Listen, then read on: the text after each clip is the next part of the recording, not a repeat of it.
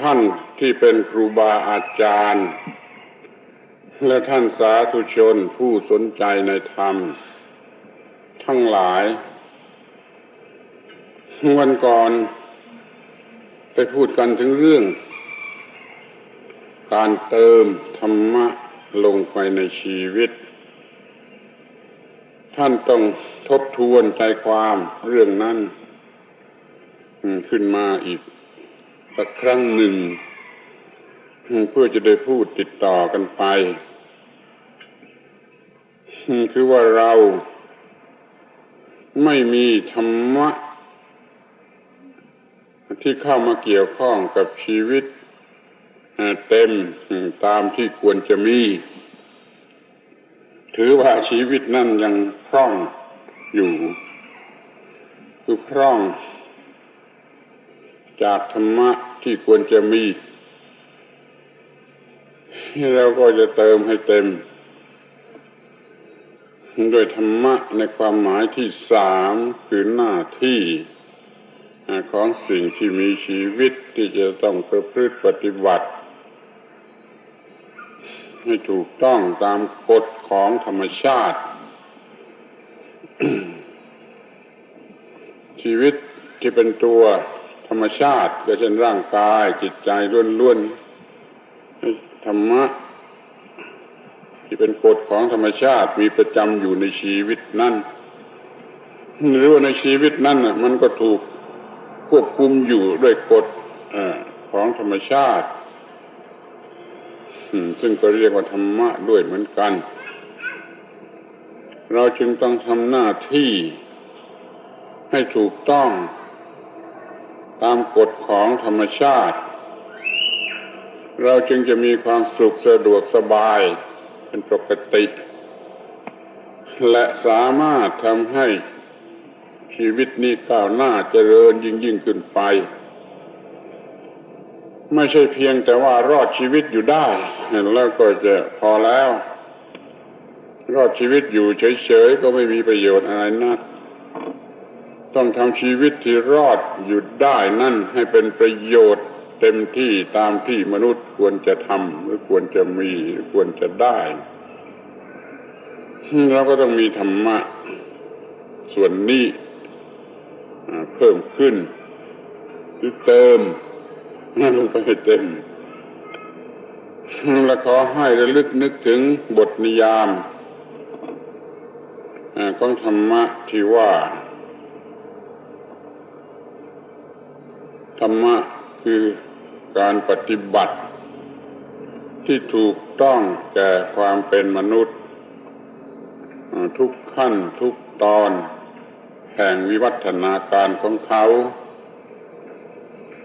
ขอย้ำให้เตือนขอย้ำให้ระลึกถึงคำว่าคนมีหลายขั้นตอนแห่งวิวัฒนาการคือตั้งแต่คลอดจากท้องมารดาเป็นทารกเป็นเด็กวัยรุ่นเป็นหนุ่มสาวเป็นพ่อบ้านแม่เรือนก็ต้องเป็นคนแก่คนเฒ่ามันล้วนแต่เป็นขั้นตอนซึ่งไม่เหมือนกันดังนั้นชีวิตแต่ละขั้นตอนจึงต้องการธรรมะที่ต่างกันเราจึงต้องแสวงหามาให้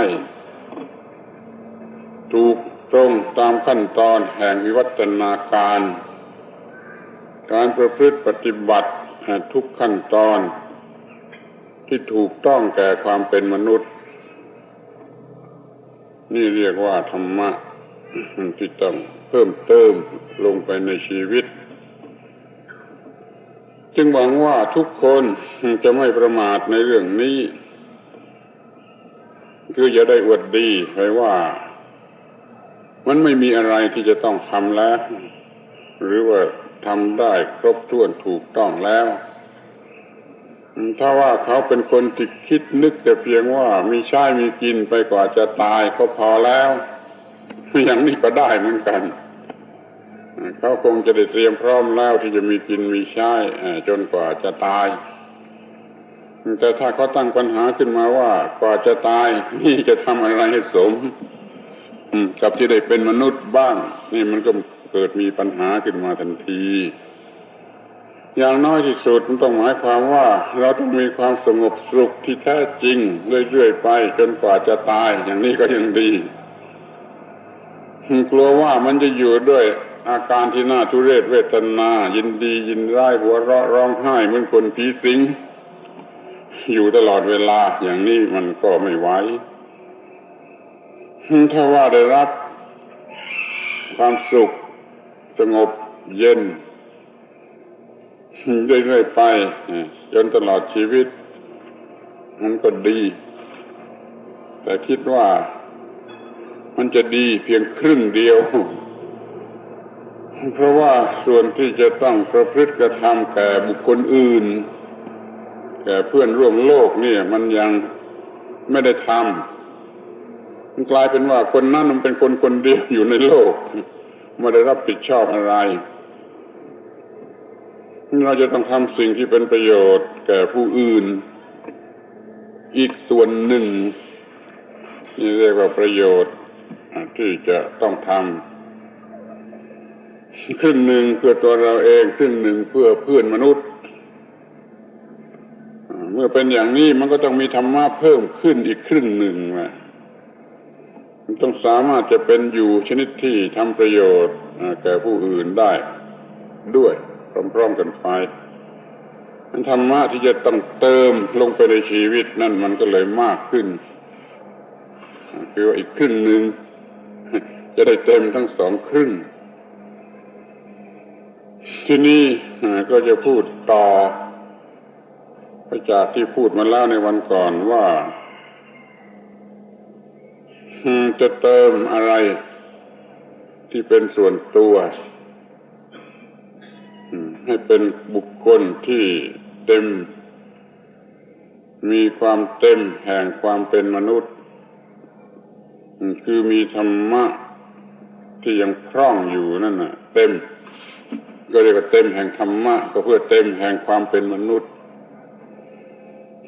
ไม่มีความทุกข์ในวันนี้จึงอยากจะให้หัวข้อว่ามีชีวิตอยู่ด้วยความว่างเพื่อไม่เป็นทุกข์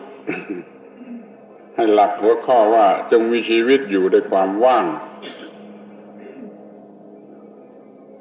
บางคนก็เคยได้ยินแล้วว่ามีชีวิตอยู่ด้วยความว่างแล้วก็ไม่เข้าใจแล้วก็หัวเราะเยาะก็มีไม่เชื่อว่าจะเป็นไปได้ก็ไม่สนใจเสียเลยก็มีบางคนเข้าใจคำว่าความว่างผิดกลายเป็นว่าคนที่ไม่มีความคิดนึกอะไรจิตที่ไม่มีความคิดนึกอะไรจะพูดว่าคนบ้าก็ไม่ถูกเพราะคนบ้ามันยังมีความคิดนึกอะไรเขาพูดว่าไม่มีความคิดนึกอะไรแล้วก็มีชีวิตอยู่อย่างนั้นเรียกว่าอยู่ในความว่างนี่เป็นไปไม่ได้เพราะว่าไอ้จิตมันอยู่ไม่ได้โดยที่ไม่มีความคิดนึกอะไรเป็นว่าเราจะไปทำให้มันว่างโดยวิธีที่เป็นวิธีเฉพาะของมันต้องขอพูดเรื่องว่าไอ้ความว่างนี่เป็นอย่างไรกันเสียก่อนมีชีวิตอยู่ในความว่างนั้นมีอย่างไรทำการงานทุกชนิดโดยจิตว่างนั้นเป็นอย่างไรขอให้มาสนใจคำที่ว่าว่างหรือไม่ว่างให้รู้แน่ชัดลงไปว่าที่ว่าว่างมันว่างจากอะไรที่จริงก็เคยพูดมามากแล้วแต่คนไม่สนใจจะฟังไม่รู้เรื่อง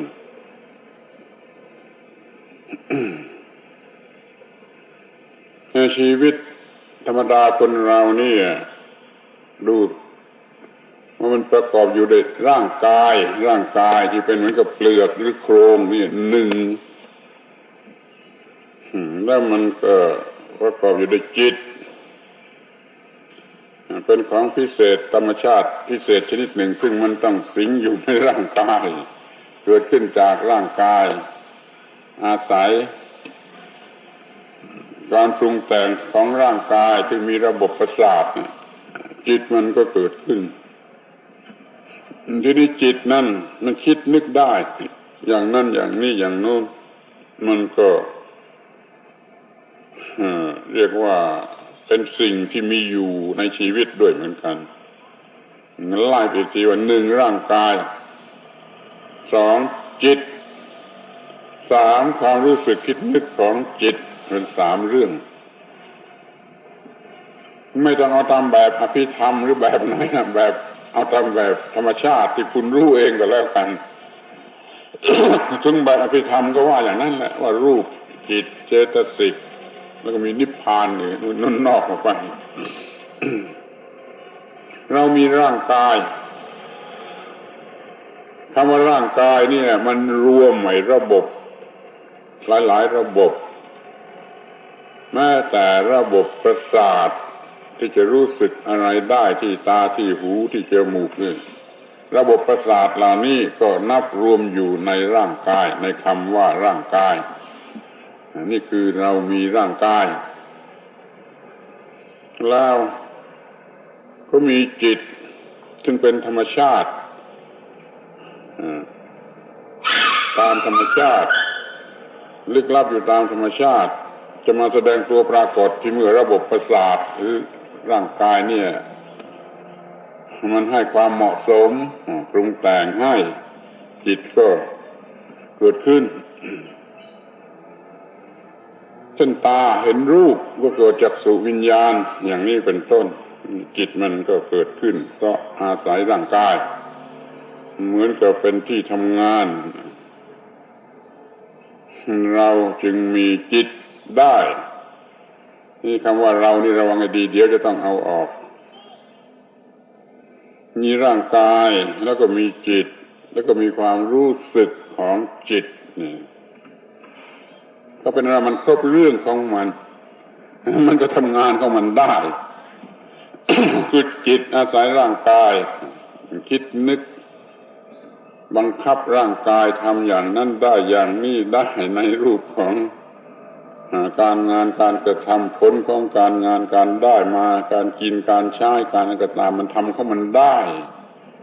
แล้วมันก็มีความรู้สึกคิดนึกของมันได้โดยจิตกับร่างกาย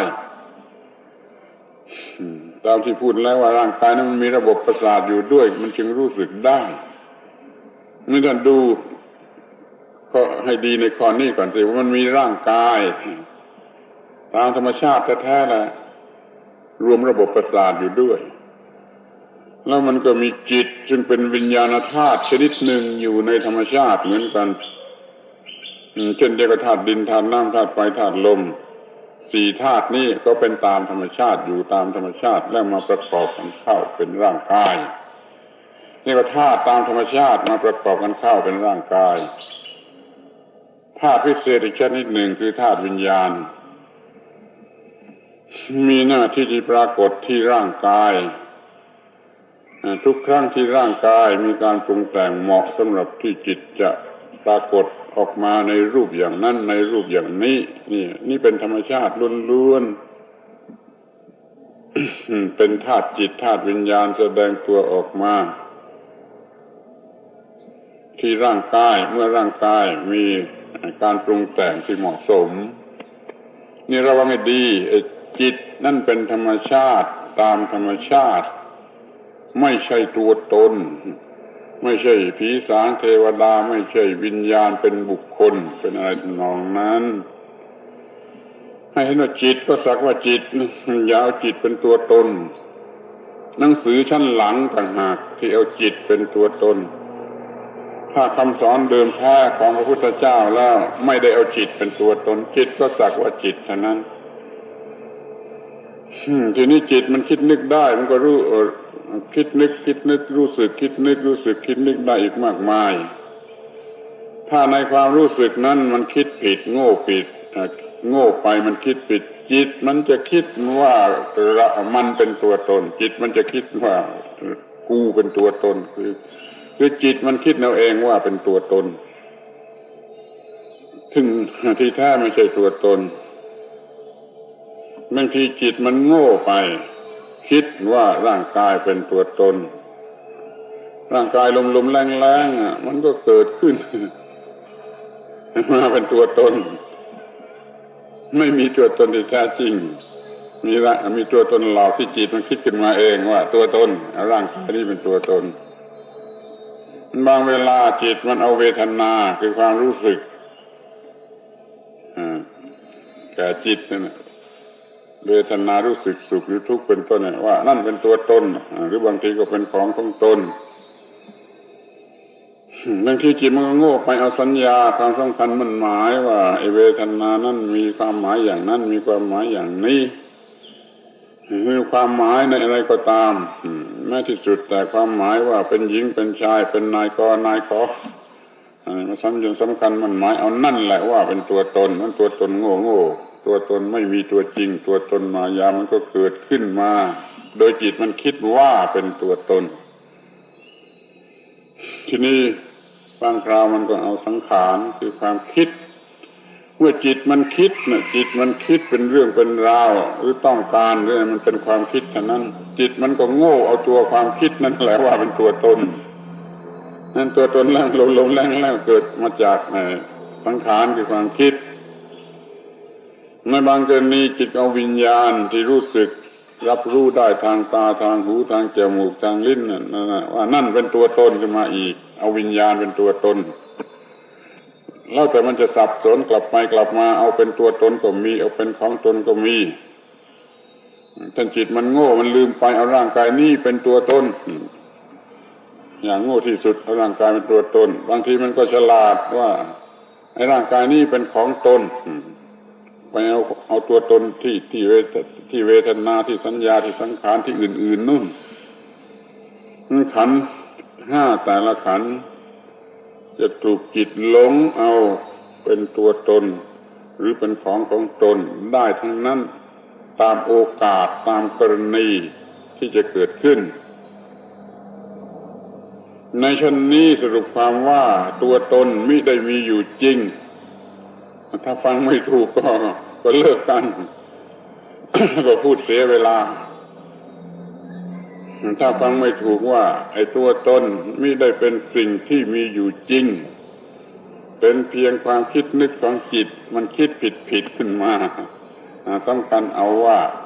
เป็นตัวตนที่อะไรก็ได้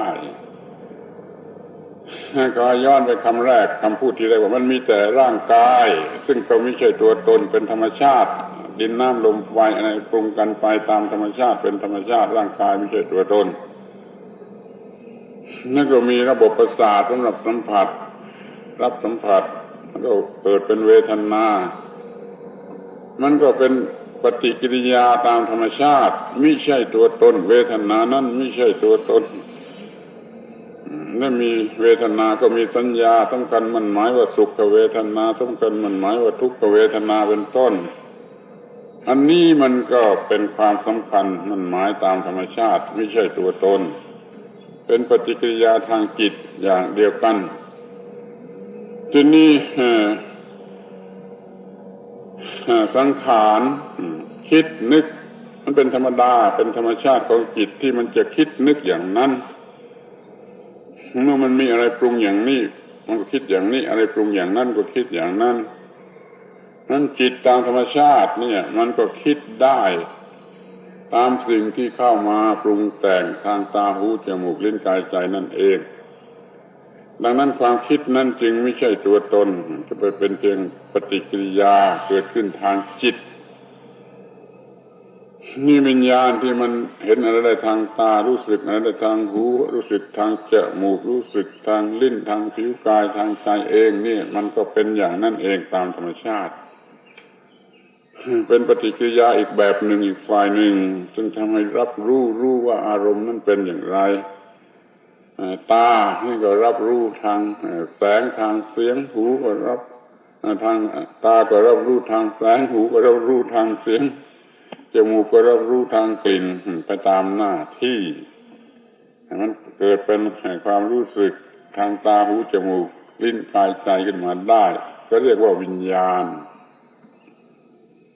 เป็นปฏิกิริยาทางหนึ่งของจิต มันก็ดูดีว่ารูปก็ดีเวทนาก็ดีสัญญาก็ดีสังขารก็ดีวิญญาณก็ดีไม่มีอะไรที่เป็นตัวตนได้นอกจากจิตจะคิดเอาเองเป็นจิตโง่และที่เราพูดกันว่าเรานั่นแหละ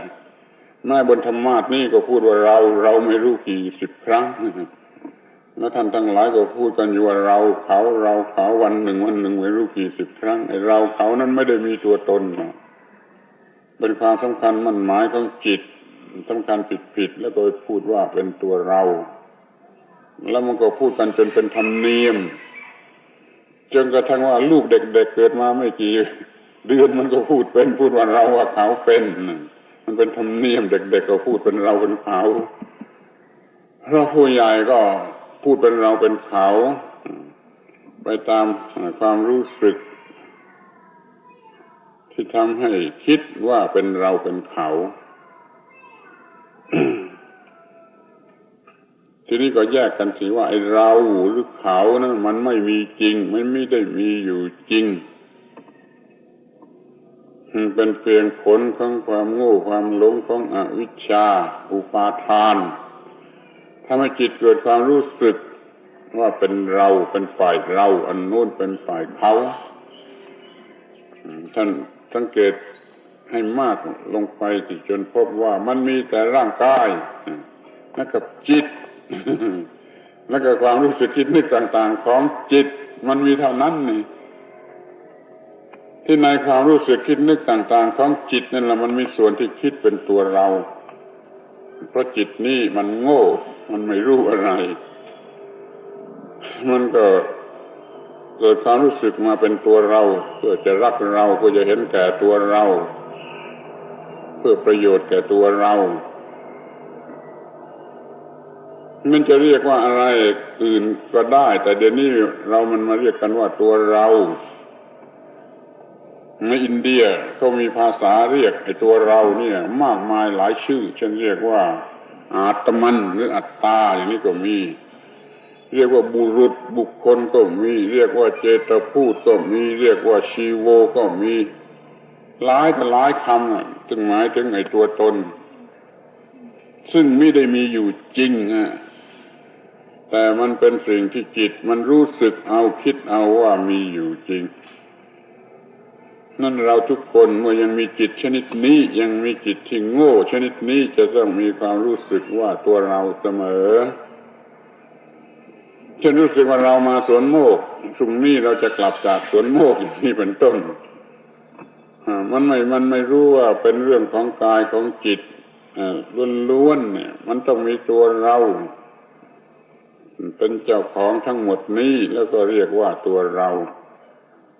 ว่าเรานั่งอยู่ที่นี่หรือว่าเราจะลุกไปจากที่นี่นั่นขอให้สังเกตดู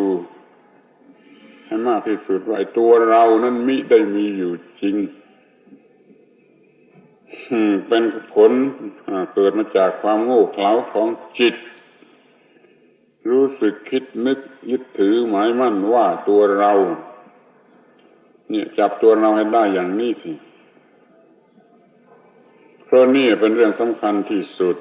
ของหลักธรรมะนี่ของพุทธศาสนานี่ถ้าเมื่อใดจิตมีความคิดนึกรู้สึกประเภทว่ามีตัวเรามีตัวฉันนั่นน่ะจิตไม่ว่างจิตชนิดที่ไม่ว่างคือจิตที่มีตัวเรามีตัวฉันอยู่ในความรู้สึกคิดนึกนี่เรียกว่าจิตที่ไม่ว่างที่ถ้าจิตมันไม่มีความรู้สึกคิดนึกว่าตัวเราน่ะว่างจิตว่างจากความรู้สึกคิดนึกว่าตัวเราทั้งสองจิตนี่ล้วนแต่คิดนึกกันทั้งนั้นแหละรู้สึกกันทั้งนั้นทั้งสองจิตเนี่ยจิตว่างมันก็คิดนึกได้แต่มันไม่มีความรู้สึกเป็นตัวเราอยู่ในความคิดนั้นจิตไม่ว่างจิตวุ่นยิ่งคิดมากยิ่งคิดเก่งแล้วก็ยิ่งเต็มไปด้วยความรู้สึกว่าตัวเราตัวกูตัวสูตัวเขาในความรู้สึกคิดนึกของจิตนั้นเต็มอยู่ด้วยความหมายแห่งตัวกูตัวสูตัวเราตัวเขาอย่างนี้เรียกว่าจิตไม่ว่าง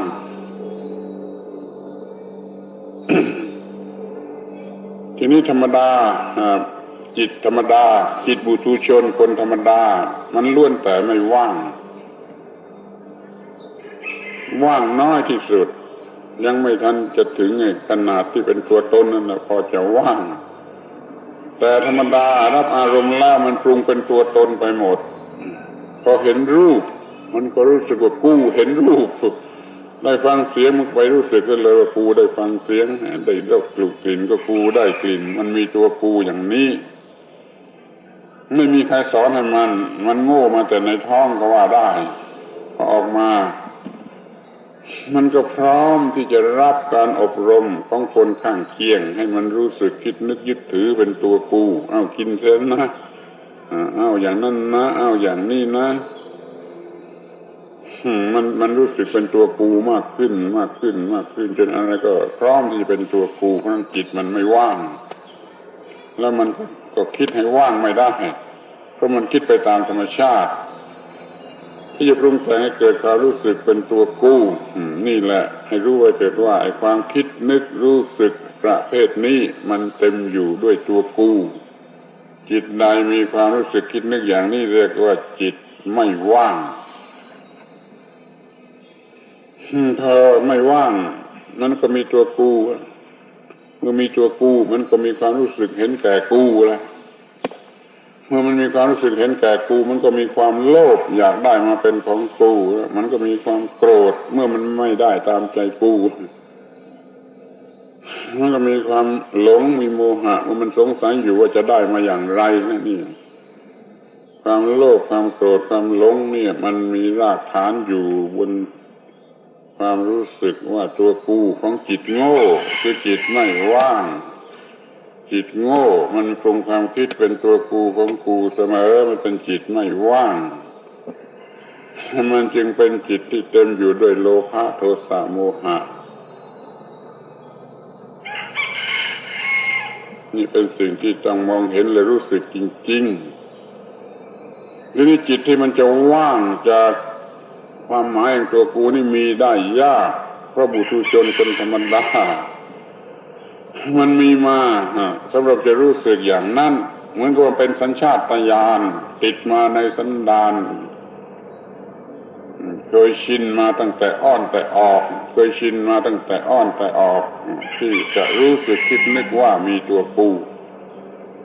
เดี๋ยวนี้เราจึงมีความรู้สึกคิดนึกประเภทที่เป็นตัวกู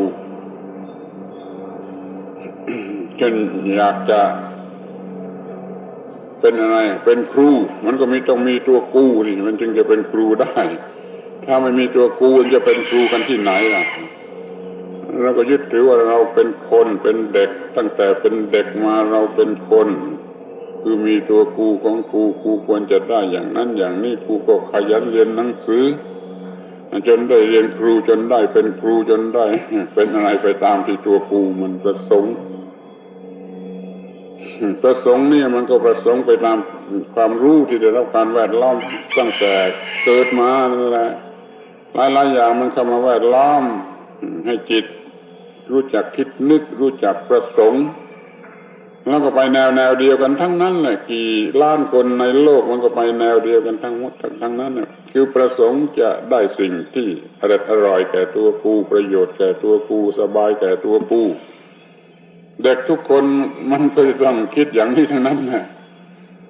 มันก็มีตัวกูกันเรื่อยๆมาให้รู้ว่าไอ้ความคิดนึกรู้สึกของคนธรรมดาย่อมจะเต็มอยู่ด้วยความหมายแห่งตัวกูคือไม่ว่าง ทีนี้ถ้าว่ามันมีปัญญาได้รับการสั่งสอนตามแบบของพุทธศาสนาซึ่งสอนให้รู้ว่าจิตที่ไม่ว่างที่มีตัวกูนั้นมันเป็นทุกข์มันหนักยิ่งกว่าแบกภูเขาในความรู้สึกว่าตัวกูเป็นของหนักแล้วก็แบกว่ายิ่งกว่าแบกภูเขาก็ต้องการจะให้แยกไอ้ความหมายแห่งตัวกูออกไปเสียจากความคิดนึกของจิตจะคิดนึกจะทำอะไรก็ได้แต่อย่าให้มีความหมายแห่งตัวกูนี่มันทำไม่ได้มันทำยากที่สุดสำหรับบุตุชนที่จะคิดนึกโดยไม่ต้องมีตัวกู เพราะว่ามันคิดนึกอย่างมีตัวกูมาตั้งแต่อ้อนแต่ออกจนกระทั่งบัดนี้ก็เต็มอัดอยู่ด้วยตัวกูนี่น่าจะอยากจะรู้ธรรมะนี่ก็เพื่อประโยชน์แก่ตัวกูไม่ใช่เพื่อประโยชน์จะดับทุกข์เพราะมันไม่รู้จักความทุกข์มันเห็นแก่ส่วนได้ของตัวกูมันอยากรู้ธรรมะแล้วธรรมะที่แท้นั่นน่ะก็คือธรรมะที่สอนให้ฆ่าตัวกูเสียตัวกูซึ่งเป็นผู้อยากได้อะไรเนี่ยมาอยากได้ธรรมะมาเรียนธรรมะแล้วก็ได้ธรรมะไปสำหรับฆ่าตัวกูนั่นเสียมันตลกสิ้นดีใช่ไหมมันก็เป็นอย่างนี้มันเป็นอย่างนี้จริงๆเพราะว่าตัวกูนั่นมันเป็นเหตุแห่งความทุกข์คือความหนักชีวิตนี่เป็นของหนักภาระหนักของชีวิตคือความหมายแห่งตัวกูถ้าจิตยังมีความรู้สึกคิดนึกเป็นตัวกูมันก็มีภาระแห่งชีวิตเป็นของหนักเป็นความทุกข์นี่เรียกว่าจิตมันขาดความรู้อย่างยิ่งขาดความรู้ที่ว่าไม่มีตัวกูไม่ใช่ตัวกูไม่ใช่ของกูมันขาดอย่างยิ่งมันเต็มอัดอยู่ด้วยความรู้ว่าตัวกูของกูนี่มันจะต้องต่อสู้กันเมื่อจิตมันค่อยๆสังเกตเห็นว่าไอ้ตัวกูนี่คือตัวความทุกข์ความคิดชนิดนี้เกิดขึ้นทีไรมันกัดกูคือกัดจิตทีนี้จิตมันก็เกิดฉลาดขึ้นมาบ้างมันก็ไม่อยากจะมีความรู้สึกคิดนึกประเภทนี้มันจึงมาศึกษาธรรมะที่จะกำจัดความรู้สึกว่าตัวกูนี่เสียมาหาพระพุทธเจ้ามารับคำสั่งสอนของพระพุทธเจ้าคำสั่งสอนของพระพุทธเจ้านั่นแหละคือระบบคำสอนที่บอกว่ามันไม่มีตัวกูมันมีแต่ร่างกายกับจิตกับความรู้สึกคิดนึกของจิตเท่านั้นเองตัวกูไม่มีตัวกูเป็นเรื่องลมๆแรงๆที่จิตมันคิดขึ้นมาเองขอให้สังเกตดูคำสอนของพระพุทธเจ้าล้วนแต่สอนเรื่องอนัตตาไม่มีตัวตนรูปเป็นอนัตตาเวทนาเป็นอนัตตาสัญญาเป็นอนัตตา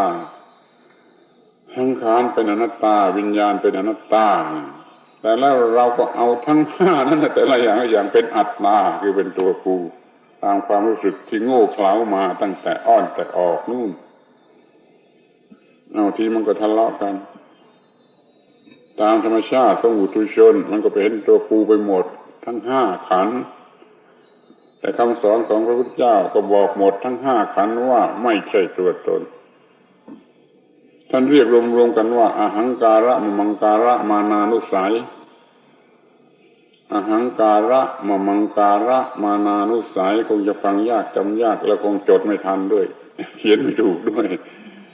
แต่จำไว้เลยว่าอหังการะมังการะมานานุสัยแปลว่าความเคยชินแห่งจิตที่จะยึดถือว่าเป็นตัวกูเป็นของกูอหังการะทำความรู้สึกว่าตัวกูมังการะทำความรู้สึกว่าของกูมานานุสัยคือความสำคัญมั่นหมายด้วยมานะซึ่งนอนซึ่งเต็มอยู่ในจิตมันเต็มอยู่ในจิตด้วยความเคยชินว่าตัวกูว่าของกูเนี่ยทุกคนบุตุชนจะมีอหังการะมังการะมานานุสัยมันง่ายนิดเดียวที่บุคคลบุตุชนก็จะเกิดความรู้สึกเป็นตัวกูของกูขึ้นมาเมื่อไรก็ได้เมื่อเกิดขึ้นมาแล้วมันก็ทุกข์เป็นทุกข์เมื่อนั้นเรียกว่าจิตไม่ว่างความเคยชินที่จะเกิดมันมีมากแล้วมันเกิดบ่อยที่สุดแต่ไม่ได้หมายความมันเกิดติดต่อกันโดยไม่ขาดสายมันเป็นไปไม่ได้ล่ะมันต้องแล้วแต่เหตุแล้วแต่ปัจจัยต้องเกิดเรื่องทางตาเกิดเรื่องทางหูเกิดเรื่องทางจมูกเป็นต้นแล้วก็ปรุงกันไปจนถึงเกิดอหังการะมังการะขึ้นมาคือตัวกูหรือของกูความรู้สึกว่าตัวกูหรือของกูขึ้นมาแล้วก็เป็นทุกข์เมื่อนั้นไม่ว่างเมื่อไรก็เป็นทุกข์เหมือนไฟเผาทุกทีในจิตใจนั่นจะมีทุกข์เหมือนกับไฟเผาหรือเหมือนกับว่าถูกตีถูกผูกมัดถูกทิ่มแทงถูกครอบงำถูกทุกอย่างที่มันเป็นความทุกข์ จิตไม่ว่างเพราะจิตมีความรู้สึกคิดนึกชนิดที่มีตัวกูของกูจิตว่างคือจิตที่มีความรู้สึกคิดนึกไม่มีความหมายแห่งตัวกูหรือของกูแล้วมันก็ด้วยธรรมชาติชุดนี้ธรรมชาติชุดนี้หมายความว่าร่างกายนี้จิตนี้แล้วก็ออกไปเป็นความรู้สึกคิดนึกประเภทตัวกูก็ได้ไม่มีตัวกูก็ได้แล้วแต่ว่ามันได้รับการอบรมมาอย่างไรถ้ามันเกิดความรู้สึกคิดนึกว่ามีตัวกูก็คือไม่ว่างถ้ามันไม่มีความรู้สึกคิดนึกว่าตัวกูมันก็คือว่าง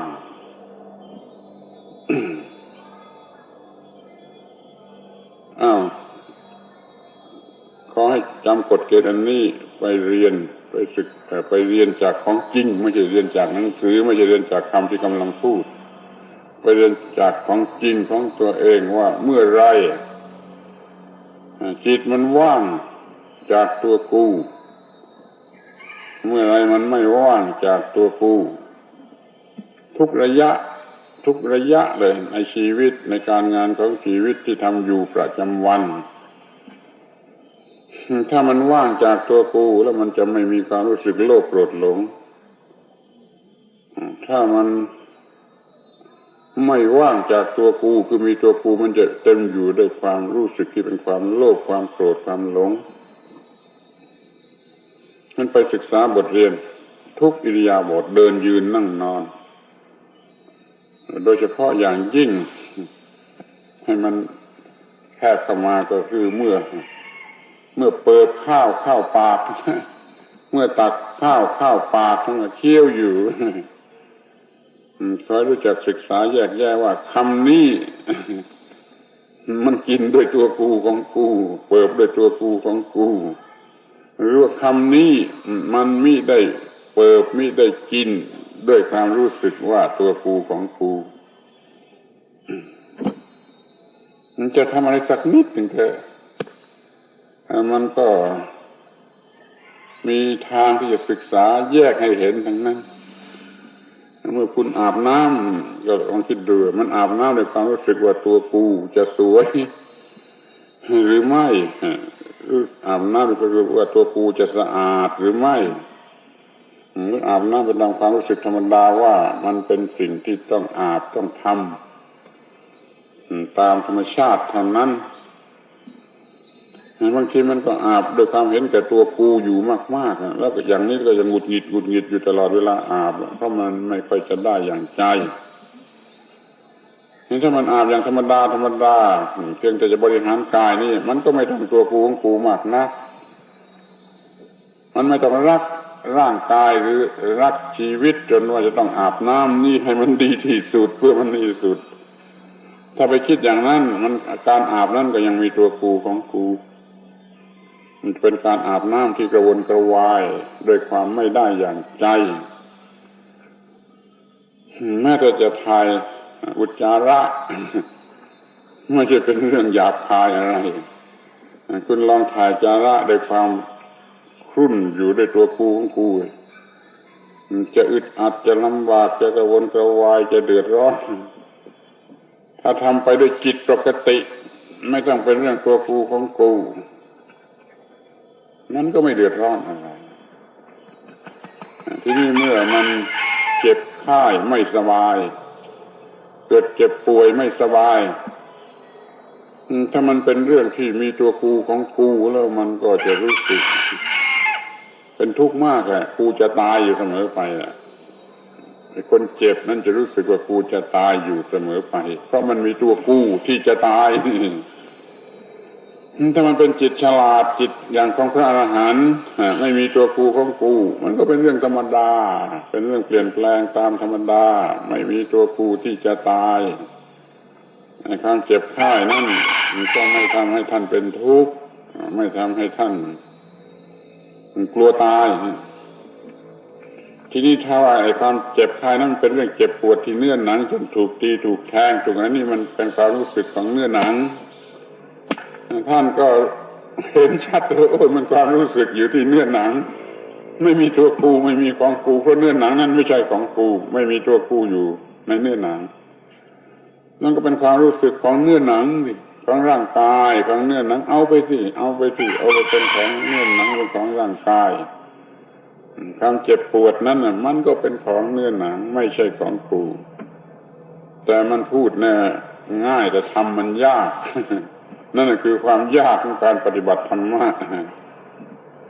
สมมติว่าเป็นฝีกัดหนองเจ็บปวดอย่างยิ่งนี่จะแยกเอาความเจ็บปวดให้เป็นของเนื้อหนังของร่างกายไม่ใช่ของกูจะได้หรือไม่คนบุตรชนธรรมดาทำไมได้เรามันโง่เกิน 100%มันก็กูเจ็บกูจะตายอยู่ทั้งนั้นเนี่ยแต่ถ้าว่าผู้ที่มีความรู้ถึงขนาดที่แยกออกจากกันได้แล้วก็ไม่มองเห็นว่ามีตัวกูของกูมีแต่ธรรมชาติแล้วก็มันก็เจ็บน้อยลงด้วยแล้วถ้าสามารถทำจิตเป็นสมาธิได้ด้วยมันก็จะไม่รู้สึกเจ็บเลย ถ้ามันมีความรู้สึกว่าตัวกูของกูเจ็บนิดเดียวเท่านั้นนะมันก็กลัวมากจนว่ากูจะตายมันเคยเห็นในเด็กบางคนน้ำขีดเท่านั้นน่ะมันเป็นลมหน้าเขียวมันกลัวจะตายนี่อย่างนี้มันมีตัวกูมากเกินไปให้เราเนี่ยไประวังไปสังเกตดูให้ดีว่ามันมีความรู้สึกยึดถือเป็นตัวกูนั่นน่ะที่เป็นเหตุให้เจ็บถ้าเป็นเรื่องทางใจมันก็เป็นเรื่องให้เจ็บใจหรือเสียใจน้อยใจจนไปกินยาตายเลยเพราะมันไม่รู้ว่ามันไม่ใช่ตัวกูไม่ใช่มีของกูแต่มันมีของกูมันจึงน้อยใจเจ็บใจเสียใจในเรื่องที่ไม่ได้อย่างใจมันก็ยอมตายดีกว่าอย่างนี้ตัวกูตายได้ดีกว่าโง่2 ชั้น3 ชั้น4 ชั้นไปตามลำดับของคนที่มันคิดว่ามีตัวกูถ้ามันมองเห็นชัดโอ้นั่นมันรู้สึกระบบประสาทเจ็บที่ระบบประสาทตามธรรมชาติมันก็เท่านั้นนะ ถ้าเป็นเรื่องทางใจผิดหวังทางใจเรื่องชู้เรื่องแฟนอะไรต่างๆมันก็อย่างนั้นแหละมันก็อย่างนั้นแหละไม่ใช่เรื่องของตัวกูคำว่าตถาแปลว่าอย่างนั้นแหละเป็นเรื่องที่จะต้องรู้ถ้ามันเห็นว่าตถาเช่นนั้นแหละคือตามธรรมชาติเช่นนั้นแหละมันจะไม่เสียใจจะไม่น้อยใจเรื่องชู้เรื่องแฟนเรื่องอกหักอกละลายอะไรก็ตามมันไม่มีมันมีไม่ได้มันก็ไม่มีความทุกข์เลยนี่ความมีจิตว่างหรือไม่มีจิตว่าง มันต่างกันอยู่ที่ตรงนี้คือถ้าในความรู้สึกของจิตนั้นมันมีความหมายแห่งตัวกูของกูแล้วก็ไม่ว่างเลยเป็นทุกข์เหมือนกับแบกภูเขาทูลภูเขา ถ้าจิตมันมีความรู้สึกคิดนึกไม่มีตัวกูว่างจากตัวกูมันไม่แบกอะไรเลยไม่แบกชีวิตสังขารร่างกายไม่แบกอะไรทั้งหมดคือพอมันไปถือว่าอะไรเป็นของกูมันก็แบกสิ่งนั้นไว้แบกชีวิตนี้ว่าของกูก็แบกชีวิตนี้ไว้ชีวิตนี้ก็กลายเป็นของหนักแบกเงินทองทรัพย์สมบัติสิ่งของทั้งหมดว่าของกูจิตมันก็แบกกับสิ่งนั้นทั้งหมดไว้ด้วยความหนักถ้ามันยังมีอะไรอีกมากมีทรัพย์สมบัติมากมีอะไรเกี่ยวข้องกันอีกมากมันก็ต้องแบกทั้งหมดนั้นไว้ถ้ามันยึดถือว่าโลกนี้เป็นของกูมันก็แบกไว้ทั้งโลกทีเดียวมันก็เป็นเรื่องหนักจิตมันไม่ว่างเพราะมันมีอะไรเป็นของกูเป็นตัวกูมันก็แบกสิ่งนั้นไว้แล้วก็เป็นทุกข์ถ้าเราไม่แบกไว้โดยไม่มีความคิดนึกว่าตัวกูมันก็ไม่หนักและไม่เป็นทุกข์มันจึงมาสอนกันแนะกันว่าเรามามีชีวิตอยู่ด้วยจิตว่างกันเถิดเรามามีชีวิตอยู่ด้วยจิตว่างกันเถิดคือมีชีวิตอยู่ด้วยจิตที่ไม่หมายมันอะไรเป็นตัวกูเป็นของกูก็อย่างที่พูดมาแล้วมันก็ไม่มีอะไรหนัก มันก็สบาย ไม่ต้องไปกินยาตายไม่ต้องไปกระโดดน้ำตายไม่ต้องร้องไห้อีกทางหนึ่งมันก็ไม่ต้องหัวเราะดีใจร่าเริงเพราะได้มาอย่างถูกอกถูกใจจนเป็นบ้ามันก็กระโดดโลดเต้นไปตามความยึดถือว่ากูได้มาตามความต้องการของกูเป็นที่พอใจแห่งกูที่นี่เขามีคำด่าไอ้คนชนิดนี้ว่าเหมือนลิงได้ตุ้งให้ชาติลิงได้ตุ้งที่กรุงเทพบ้านคุณจะมีหรือไม่มีก็ไม่รู้ประโยคด่าว่าไอ้ลิงได้ตุ้งเพราะมันได้ลูกแตงมาจากเข้าไปขโมยแตงในไร่ได้มาลูกหนึ่งก็เต้นยงแยงให้ลิงได้ตุ้งมันดีใจเนี่ยเขาใช้เป็นคำด่านะไอ้คนที่ได้อะไรแล้วก็เป็นแรงเป็นคาจิตใจสั่นสะเทือนไปด้วยการได้ตามชอบใจเมื่อไม่ได้มันก็เสียใจนี่มันก็สั่นสะเทือนอยู่ด้วยความเสียใจนั่นมันมีตัวกูนี่มันยังจึงมีได้และมีไม่ได้เพราะว่ามันมีตัวกูถ้าอย่ามีตัวกูมันก็ไม่มีทั้งได้และทั้งไม่ได้เลยมันมีตัวกูมันไม่มีตัวกูที่จะได้แล้วมันก็ไม่มีอะไรที่จะไม่ได้นั่นถ้าเราอยู่ด้วยความรู้สึกที่ไม่มีตัวกูไม่มีของกูมันก็ไม่มีการได้และการไม่ได้นี่เรียกว่ามันว่างแล้วมันสบายมันไม่ต้องแบกต้องทูลอะไรไอ้คนที่เขารู้จริงในเรื่องนี้ถึงขนาดนี้เขาพูดคำพูดไว้ชนิดที่พวกคุณคงไม่เห็นด้วยล่ะคือเขาพูดเลยว่าทั้งชั่วทั้งดีล้วนแต่อับปรีใครเคยได้ยินไหมถ้าไม่ได้ยินก็จำไว้บ้างเถอะทั้งชั่วทั้งดีล้วนแต่อับปรีคือมันกัดทั้งนั้นแหละไอ้ที่มันดีน่ะไปหลงยึดถือมันลิงได้ตุ้งมันก็กัดทั้งนั้นแหละไอ้ชั่วแล้วมันก็กัดอยู่แล้วมันคือมันไม่ได้มันกัดอยู่แล้วไอ้ความดีนี่เราไปกอดรัดมันเติมมันกัดเอาแหละไอ้ความชั่วเราไปกอดรัดมันเติมมันกัดเอาความดีที่ถือกันว่าความดีในโลกนี้นะตามความหมายในโลกนี้ไปหลงรักเถอะมันจะกัดเอาเจ็บปวดหัวใจที่มันได้ทะเลาะวิวาทหึงหวงฆ่าแกล้งกันหรือไป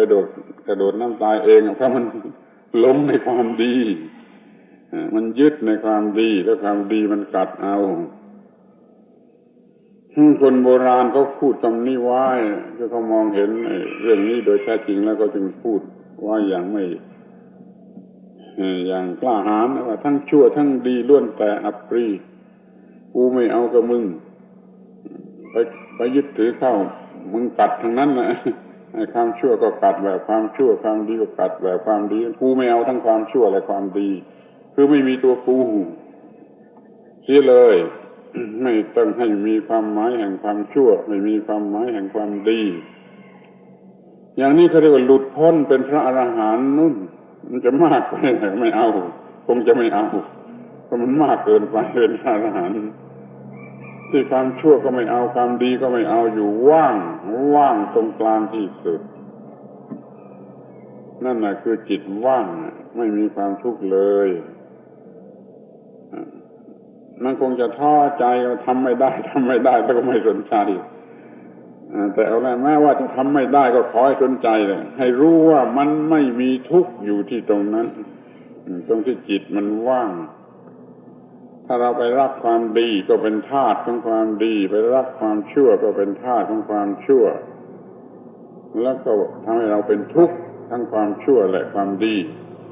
นั้นเราไม่หมายมั่นทั้งความชั่วและความดีอยู่ว่างตรงกลางนี่เราไม่มีความทุกข์เลยคำว่าอัปปรีนี่ภาษาบาลีมันแปลว่าไม่น่ารักนะความหมายไม่รุนแรงเหมือนในภาษาไทยอัปปรีแปลว่ารักอัปแปลว่าไม่อัปปรีแปลว่าไม่น่ารักทั้งความชั่วความดีล้วนแต่อัปปรีก็หมายความว่าทั้งความชั่วและความดีล้วนแต่ไม่น่ารัก ไปรักเขาบางทีมันกัดเอาทันทีไปรักเขาแต่มันกัดเอาทันทีทั้งความชั่วและความดีนั้นจึงอยู่อย่างว่างไม่ไปแตะกับความชั่วไม่ไปแตะกับความดีนี่เรียกว่ามีจิตว่างจะว่างได้จริงโดยอัตโนมัติก็อย่ามีตัวกูมันก็ไม่ต้องการชั่วไม่ต้องการดีเพราะว่ามันไม่มีตัวกูคือมันไม่มีอะไรที่เป็นที่ต้องการเนี่ยชีวิตอยู่ด้วยจิตว่างคืออย่างนี้ประเสริฐที่สุดเป็นชีวิตที่หลุดพ้นแล้วจากสิ่งทั้งปวงจากสิ่งทั้งปวงหลุดพ้นแล้วจากสิ่งทั้งปวงไม่มีความทุกข์เลย ทีนี้ที่จะเห็นว่ามันไม่ไหวทั้งชั่วทั้งดีก็คือคำว่าตถาหรือตถาตาตถาแปลว่าเช่นนั้นตถาตาแปลว่าความเป็นเช่นนั้นมันมีความเป็นเช่นนั้นที่ใกล้ที่สุดไอ้ความเป็นเช่นนั้นนั่นหมายความว่าไอ้ความดีก็กัดเอาความชั่วก็กัดเอานั่นคือความเป็นเช่นนั้นความเป็นเช่นนั้นที่มันใกล้ที่สุดนะไม่ความดีไปยึดถือเข้ามันก็กัดเอาความชั่วไปยึดถือเข้ามันก็กัดเอานั่นแหละคือความเป็นเช่นนั้นความชั่วหรือความดีก็ตามล้วนแต่เป็นอนิจจังทุกขังอนัตตาทั้งความชั่วและความดีมันเป็นอนิจจังทุกขังอนัตตาจะเอามาเป็นของเรามันก็กัดเอาเพราะมันไม่ยอมเป็นมันจะเป็นอนิจจังทุกขังอนัตตาของมันเรื่อยเราจะมาเป็นของเราอยู่กับเราอยู่ที่เดียวนี้มันก็กัดเอาสิมันเป็นสัตว์ป่าที่ดุร้ายที่สุดในสังขารประเภทนี้มันมีความเป็นอย่างนั้นของมันถ้าใครถือคาถานี้ได้แล้วก็คนนั้นจะไม่มีความทุกข์เลยตถาตาความเป็นอย่างนั้นวันนี้ไม่ได้วางพัดอันนั้นหรือเขียนว่าตถาตา มันจะไม่มีความรักจะไม่มีความโกรธไม่มีความเกลียดไม่มีความกลัวไม่มีความอาลัยอาวรณ์ความระแวงความหึงหวงความอะไรต่างๆหมดเนี่ยถ้าว่ามันเห็นตถาตาเห็นตถาตาก็คือเห็นว่าอย่างนั้นเองไม่ใช่ตัวตนไม่ใช่ตัวตนเห็นว่างจากตัวตนนะคือเห็นตถาตาเห็นอนัตตาคือเห็นว่ามันไม่เป็นอัตตาได้เมื่อเห็นอย่างนั้นมันก็ไม่รักอะไรไม่เกลียดอะไรไม่กลัวอะไรไม่โกรธอะไรไม่อะไรทุกอย่างต่ออะไรก็เลยไม่มีความทุกข์ช่วยจำไว้เป็นหลักสั้นๆว่าถ้าคุณเกิดความทุกข์ขึ้นมาในใจแม้แต่นิดเดียวก็รีบหาพบเจอว่าเรามันโง่ในเรื่องตถาตาเขาอย่างหนึ่งแล้วแหละเราไม่เห็นตถาตาเขาอย่างหนึ่งแล้วแหละเราจึงได้เกิดความทุกข์อย่างใดอย่างหนึ่งเพราะว่าความทุกข์นี่มันมีหลายสิบแบบหลายร้อยแบบนู่นแต่ว่าทุกแบบมันมาจากความไม่เห็นตถาตาถ้ามันเห็นตถาตามันก็อย่างนั้นเองก็เฉยได้มันก็ไม่เป็นทุกข์หรอกดีก็ไม่เอาชั่วก็ไม่เอาเพราะมันเป็นตถาตาเหมือนกันไปเอาเข้ามันกัดเอาทั้งนั้น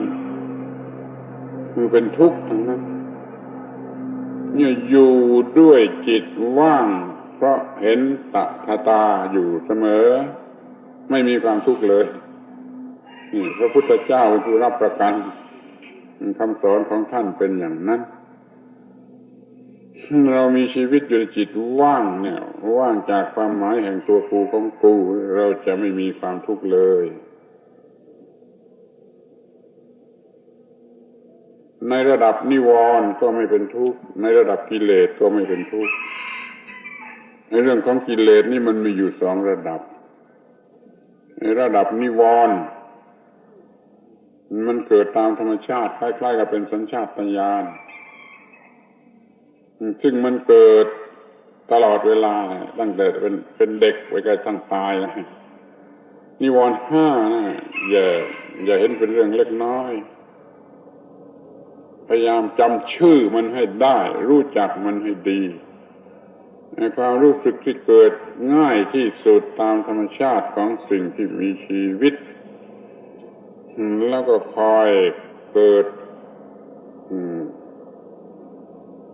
ห่อหุ้มจิตใจอยู่ไม่ให้พบกับความว่างไม่ให้พบกับความสดชื่นแจ่มใสเรียกว่านิวรณ์นิวรณ์แปลว่าห่อหุ้มหรือปิดกั้นจิตของเราไม่พบกับความสงบสุขก็เพราะมันมีนิวรณ์ห่อหุ้มปิดกั้นเป็นธรรมชาติ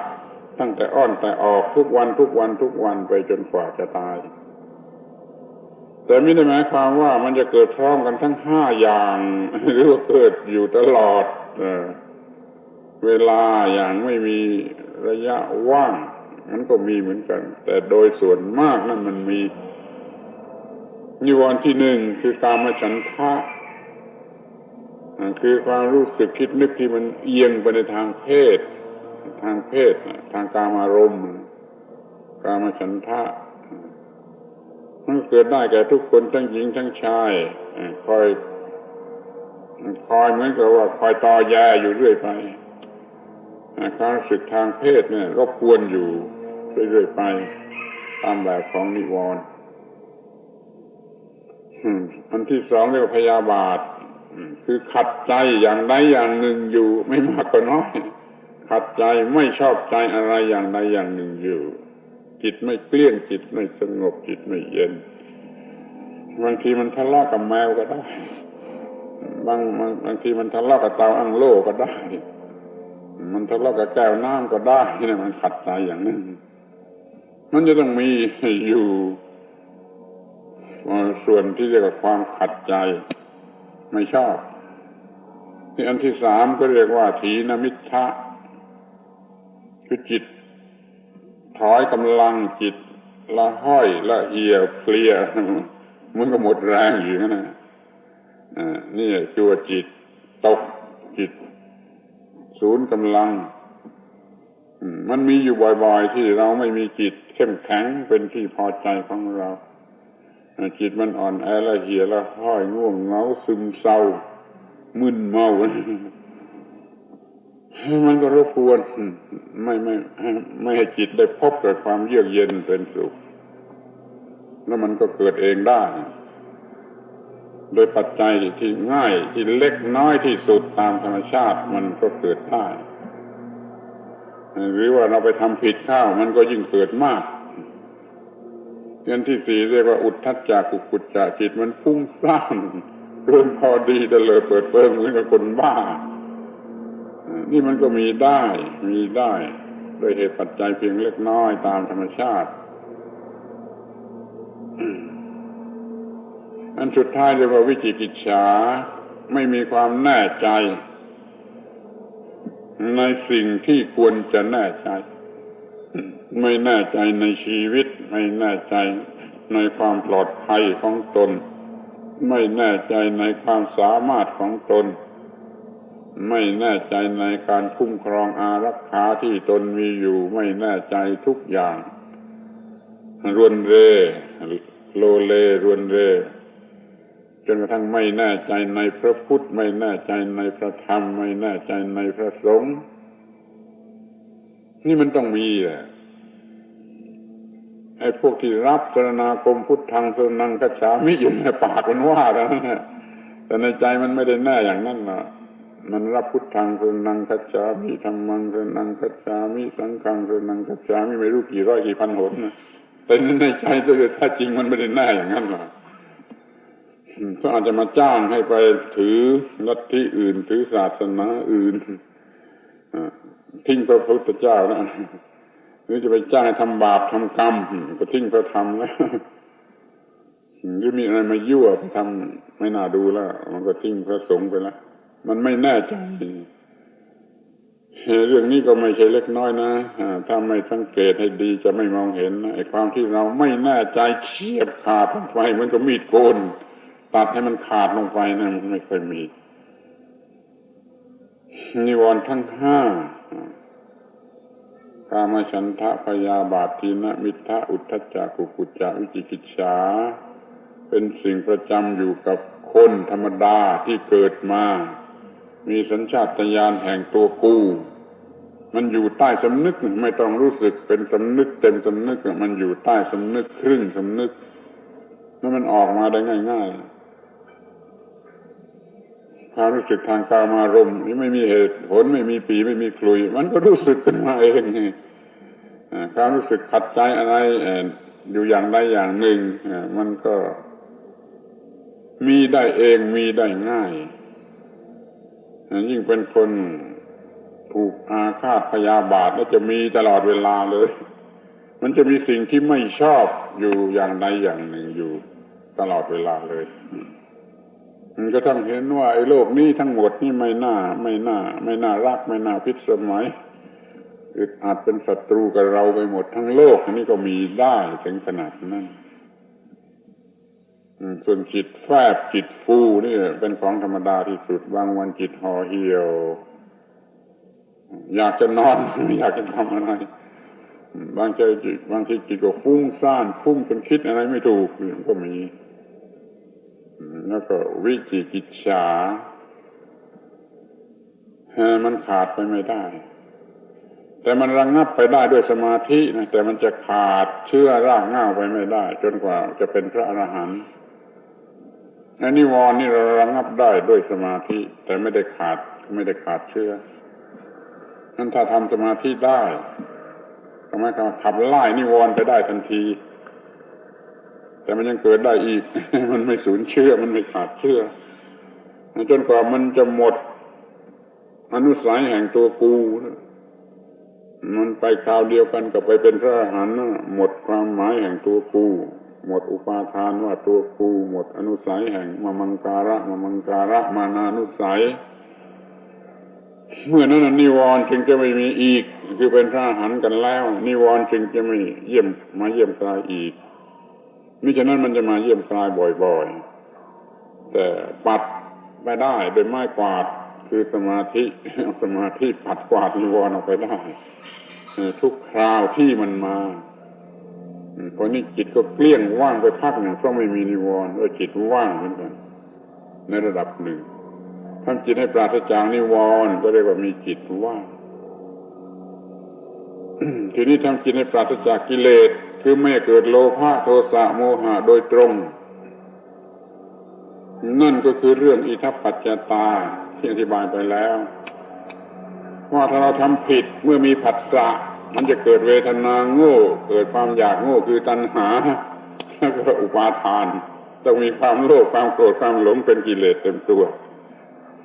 ทำผิดเมื่อมีผัสสะทางตาทางหูทางจมูกทางลิ้นทางกายทางใจจะเกิดกิเลสเป็นโลภะโทสะโมหะเต็มตัวไอ้นี่เต็มยิ่งกว่านิวรณ์คือมันเต็มความรู้สึกไอ้นิวรณ์นี่มันกึ่งความรู้สึกจะโดยมากที่กิเลสนี่มันเข้มข้นกว่านิวรณ์เราก็สามารถจะกำจัดได้หรืออย่างน้อยก็ป้องกันได้โดยอย่าทำผิดเมื่อผัสสะอย่าทำผิดเมื่อผัสสะกิเลสจะไม่เกิดก็ไม่ต้องเป็นทุกข์เพราะกิเลสแล้วก็บำเพ็ญในความถูกต้องเรื่อยๆไปจนกว่ากิเลสจะสิ้นเชื้อรากสิ้นเชื้อสิ้นรากคือถอนรากจะได้เดิมหน้าของความรู้แจ้งตถาตาอีกไหมรู้แจ้งตถาตาอีกมันก็ไม่เกิดโง่เมื่อผัสสะเมื่อมีผัสสะแล้วมันไม่โง่เพราะมันเห็นตถาตาเห็นตถาตามันอย่างนั้นเองในเวทนาอย่างนั้นเองก็ไม่รักสุขเวทนาไม่เกลียดทุกขเวทนาไม่ยินดียินร้ายในเวทนาชนิดไหนเพราะเห็นตถาตาความโลภความโกรธความหลงก็ไม่เกิดแต่โดยที่ความเห็นการเห็นตถาตามันยังไม่ถึงที่สุดมันก็มีเวลาเผลอกลับมาอีกได้นั่นต้องปรับปรุงให้การเห็นตถาตานั้นไม่เผลอไม่มีทางเผลอไม่มีทางลืมไม่มีทางเลือนมันก็เลยกิเลสจะไม่เกิดจนเปลี่ยนชินเป็นนิสัยคือไม่เกิด เพราะว่าถ้ามันไม่ทำให้ไม่เกิดได้ครั้งหนึ่งมันจะลดความเคยชินที่จะเกิดนิดหนึ่งทำอย่าให้มันเกิดได้มันจะเกิดนะทำอย่าให้มันเกิดได้เนี่ยมันจะลดความเคยชินที่จะเกิดลงไปนิดหนึ่งจนความเคยชินที่จะเกิดเนี่ยมันหมดเลยที่เรียกว่าอหังการะมังการะมานานุสัยความเคยชินที่จะเกิดตัวกูของกูมันหมดไปจนหมดเลยเรื่องมันก็จบกันคือไม่มีกิเลสที่ว่างถึงที่สุดจิตว่างเป็นอย่างนี้มีชีวิตอยู่ในจิตว่างก็สบายไม่มีความทุกข์เพราะมันไม่มีตัวกู้สำหรับจะเป็นทุกข์ถ้าจิตมันไม่มีตัวกู้แล้วมันจะว่างไปหมดทำงานก็ทำในจิตว่างรับผลงานก็รับในจิตว่างเก็บผลงานไว้ก็เก็บไว้ในจิตว่างกินผลงานเข้าไปก็กินในจิตว่างหรือจะแจกจ่ายให้ผู้อื่นได้กินด้วยก็ทำไปในจิตว่างถ้าจิตมันว่างสักอย่างเดียวมีชีวิตด้วยจิตว่างสักอย่างเดียวแล้วอะไรมันก็จะว่างไปหมดทำงานด้วยจิตว่างไม่เหน็ดเหนื่อยเพราะว่ามันไม่ได้ทำด้วยความยึดมั่นถือมั่นเพื่อตัวกูไม่มีความหวังไม่มีความทะเยอทะยานไม่มีความหิวทำเป็นธรรมดามันโดยสติสัมปชัญญะมันก็ไม่เหน็ดเหนื่อยไม่เป็นทุกข์พอได้ก็ไม่ดีใจไม่ได้ก็ไม่เสียใจแต่ถ้าทำด้วยจิตว่างแล้วมันเต็มอยู่ด้วยสติปัญญามันจะสมความต้องการเสมอแต่ไม่ต้องไปต้องการอย่าไปเป็นแม่ไก่บ้าที่ฟักลูกโดยความคิดว่าลูกจงออกมาแม่ไก่บ้าอย่างที่พูดไปวันก่อนนะแม่ไก่บ้าต้องใช้ทำไปด้วยจิตที่ไม่ต้องหวังว่ามันจะมีอะไรขึ้นมา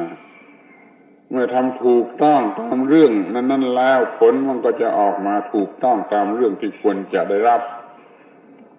เหมือนแม่ไก่มันฟักลูกถูกต้องดีแล้วลูกไก่มันก็ออกมาไม่ต้องไปเรื่องว่าลูกไก่จะออกมา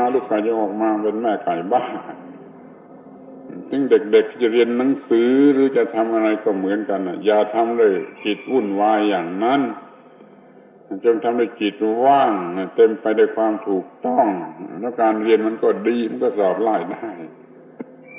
หรือเป็นผู้ใหญ่เป็นครูบาอาจารย์เป็นอะไรแล้วก็เหมือนกันจะทำอะไรจงทำด้วยจิตที่ไม่หมายมั่นยึดถือให้เป็นทุกข์ทรมานจิตใจทำไปอย่างถูกต้องคอยเตือนตัวเองไว้เสมอว่าไม่เป็นแม่ไก่บ้ากูจะไม่เป็นแม่ไก่บ้าอย่างนี้มันก็จะไม่มีความทุกข์เลยความทุกข์มันจะน้อยลงทุกคนทำงานทุกชนิดด้วยจิตว่างไถนาก็ได้ทำสวนก็ได้ทำอะไรก็ได้ทุกอย่างเลยทำด้วยจิตว่างแล้วก็จะไม่มีความทุกข์เพราะว่าเรามีชีวิตอยู่ในจิตว่างที่จิตว่างนี่ไปทำอะไรก็ทำด้วยความว่างได้ผลงานอะไรมามันก็ได้มาด้วยจิตว่างเก็บผลงานไว้สต๊อกไว้มันก็สต๊อกไว้ด้วยจิตว่างเอามากินมาใช้ก็กินด้วยจิตว่างจะแบ่งให้เพื่อนว่างก็แบ่งด้วยจิตว่างมันไม่มีความทุกข์โดยประการทั้งปวงเนี่ยธรรมะนี่เรื่องมีชีวิตให้อยู่ด้วยจิตว่างขอให้สนใจเป็นธรรมะที่จะเอามาเติมลงไปในชีวิตเพราะชีวิตเรายังขาดความว่างอยู่มากมีแต่ความวุ่นเติมธรรมะเรื่องความว่างเนี่ยลงไปในชีวิตให้พอเราก็จะมีชีวิตอยู่ในจิตว่างจากความทุกข์โดยประการทั้งปวงแต่เต็มอยู่ด้วยความสงบเย็นคือพระนิพพานเพราะมันไม่มีกิเลสซึ่งเป็นไฟมันก็เย็นเป็นนิพพานอยู่ในจิตว่างนั่นเองจิตว่างมีความหมายอย่างนี้แต่เขาเอาไปล้อกันว่าเป็นเรื่องไม่รับผิดชอบอะไร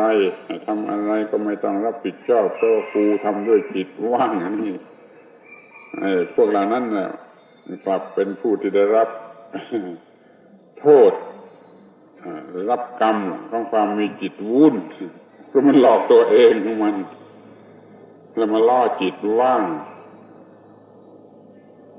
ที่เป็นครูบาอาจารย์ก็มีแต่อย่าออกชื่อ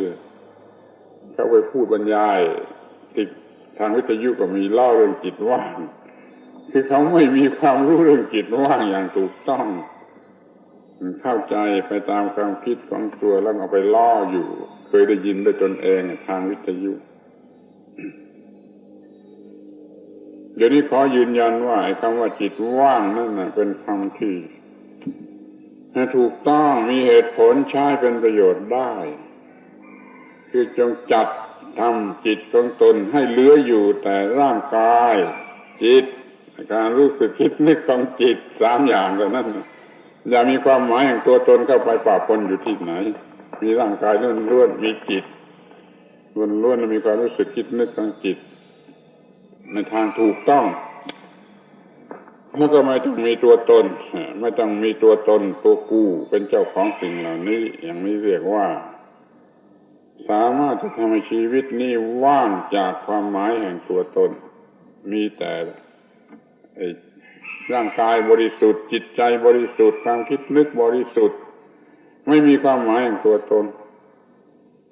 พระพุทธเจ้าเป็นผู้รับประกันว่าเขาจะไม่มีความทุกข์เลยการบรรยายนี่ก็สมควรแก่เวลาแล้วให้ถือว่าเรื่องมีชีวิตอยู่ในจิตว่างเนี่ยเติมขยายความเลยว่าที่บรรยายแล้ววันก่อนว่าจงเติมธรรมะลงไปในชีวิตให้เต็มคือเติมความรู้เรื่องจิตว่างลงไปในชีวิตให้เต็มแล้วประพฤติปฏิบัติให้มันว่างอยู่อย่างนั้นน่าจะไม่มีความทุกข์เลยการบรรยายนี่สมควรแก่เวลาแล้วขอให้ท่านทั้งหลายเอาไปคิดไปนึกแล้วพยายามปฏิบัติให้ได้รับประโยชน์ให้มากที่สุดมีความสุขสงบเย็นอยู่ทุกที่พาราตรีการเทอญ